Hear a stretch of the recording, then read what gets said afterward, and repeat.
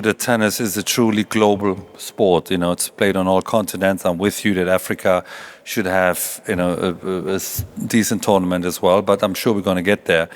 And another mention I want to say, tennis is really an equal sport.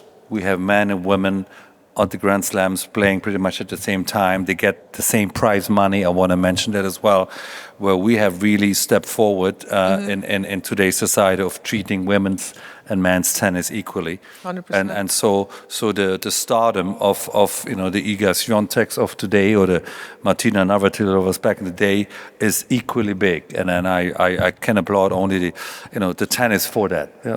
It is true that in this case, who excites you the most? Excites me.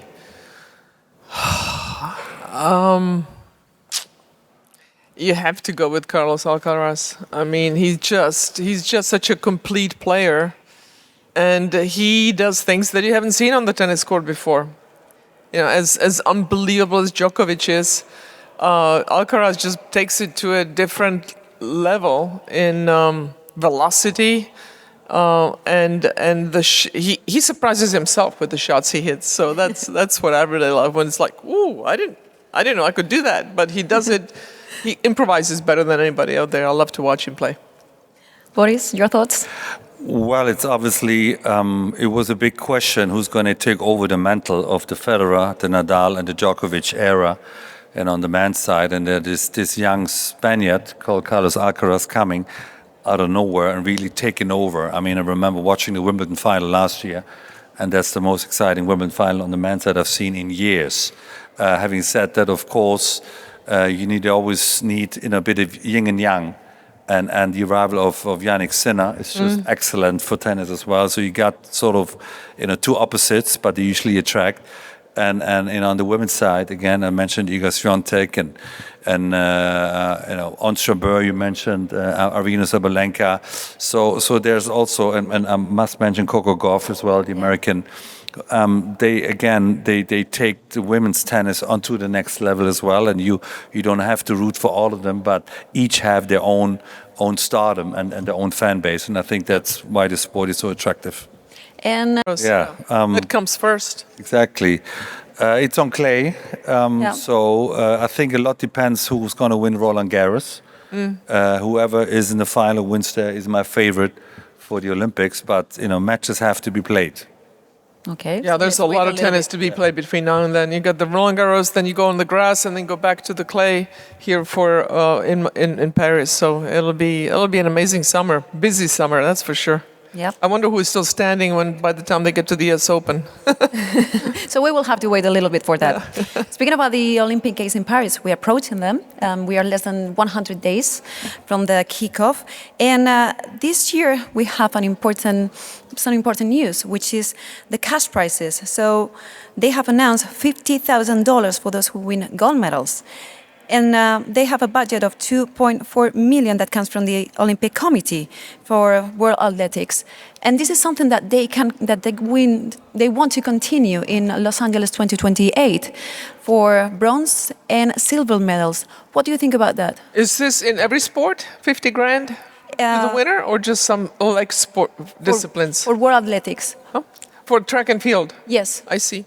I think it's fantastic. I think every Brundage is rolling over in his grave, complaining about this.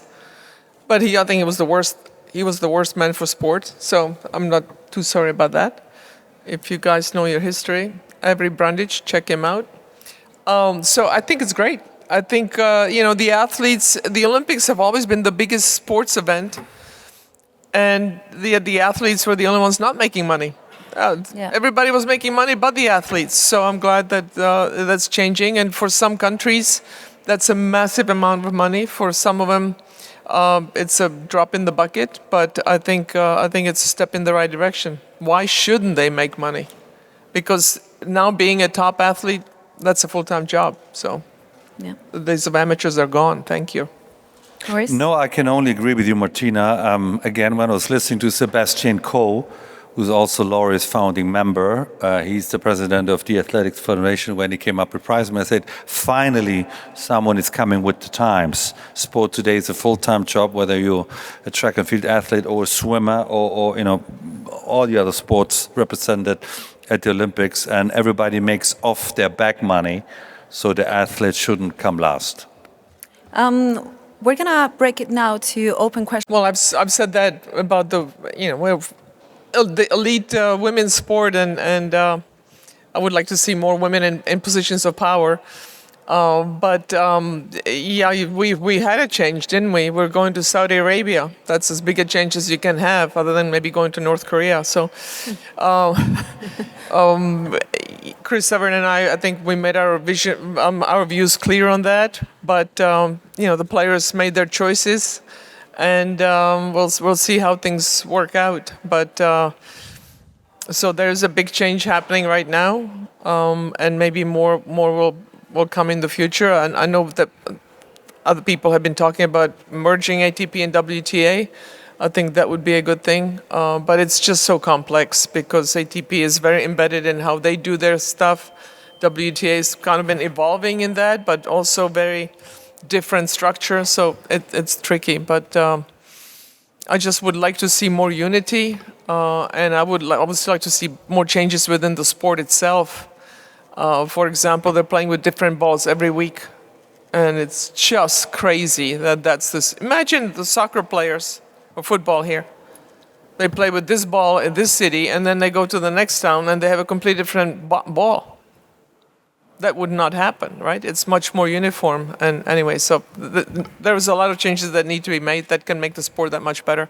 And that would be, for me, that would be the biggest one. But the structure, that's complicated. But yes, there are changes. We'll see how Saudi pans out. Another question on the... We are getting closer to Roland Garros. You, Boris, said that you wouldn't have wanted to play him on clay. No. So can I get a quote from both of you of the kind of legacy that Nadal would leave once he's going to announce his retirement and the player that he's been? Please. Well, first off, I just hope that Rafa gets to retire on his own terms, because the body has been letting him down. At the same time, when he came on the scene, we thought there's no way he's going to last into his 30s because he plays such a physical game. How wrong were we all? So it's great to see him for that long. I think he's just the ultimate competitor. The guy chases every single ball, and you see the knock-on effect on the future generation. The way he approaches the sport is just such an ultimate professional. He sets a great example for everybody. Never plays any games. I mean, he was taking his time on the court. Now they put in the clock, so he speeded it up. But that was his routine. He just plays the ball. His opponent is his worst enemy, but as soon as the match is over, they're best friends. He's just the ultimate competitor. So you can raise him up to any sport, to any or beyond sport, as an example of hard work, dedication, focus, concentration, all of that, and most of all, embracing the competition. Boris?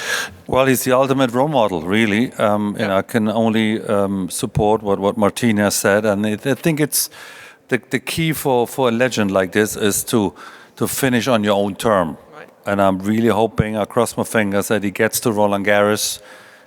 If he gets to the Olympics, it's a bonus. But I think he wants to play one more time Roland Garros and finish on his own term, number one. He makes the impossible possible. Heart of a lion. I mean, incredible. The hard work and determination he goes through. I mean, he doesn't win tennis games easy. Roger was the artist. Even Novak started to serve at the end and just wins the points quicker. Rafa works tennis.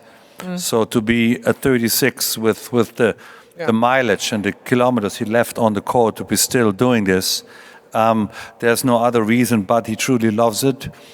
Enough French Opens, enough number ones, enough money. There's no that doesn't excite him. I think he loves the competition, and that's ultimately something he has to find after his tennis, to find something equally challenging for him. Not easy, but while we have him, we have to enjoy him. Hope for the game to see the game go in a completely opposite direction? We're not playing, so the players made their choice, and I honor that. We both do. I just want to make sure they made the decision not in a vacuum, that they knew what they were getting into. One of the comments I heard that the players said, "We don't want to be political." Going to Saudi is as political as you can get. Welcome to sport. Sport is political. Sport has been at the forefront of social change, so maybe this will be that for Saudi. Although I just don't see how anything really happens there without the blessing of MBS. Ultimately, he decides what goes and what doesn't go. So I think we're a bit egotistical to think that we can make a difference.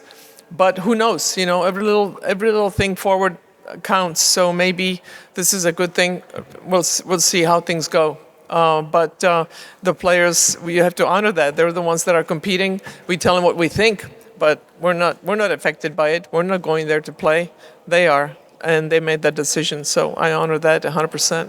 Just a quick follow-up. Out of interest, would you go there as a pundit in TV work? Would you be open to going to the WTA final? Not planning on that, no.